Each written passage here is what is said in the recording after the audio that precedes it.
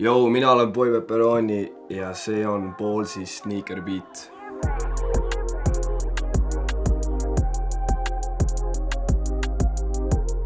Minu muusikakarjäär algas siis aastal 2016. Siis ma sain omale Lenovo läpaka, kus ma siis alguses tegin videomontaaži.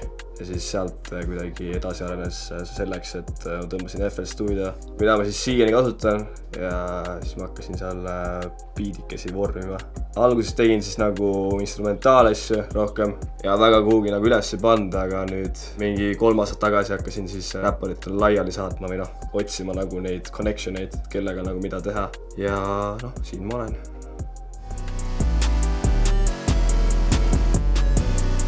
Kindlasti mu viiuliõpetaja.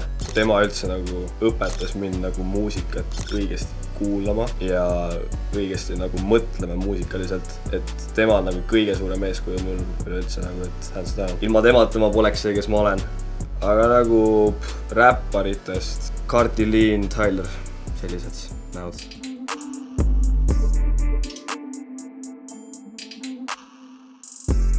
Riided on siis ikkagi suhteliselt suur osa sellest tänapäeva muusikamaailmas ka. Üks asi on muusikaga, teine asi on siis imago selle artisti ümber. Riided just nagu teostavad selle imago.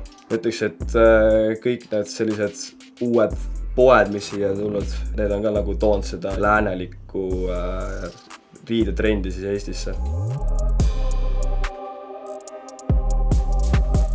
Nagu alguses kindlasti väike närv sees. Jõuad sinna nagu kontserdipaigale kohale, siis aina nagu läheb suuremaks.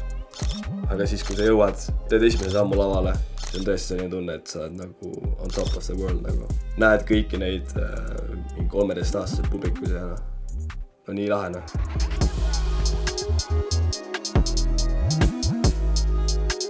Kuhu ma nüüd jõuda tahaksin?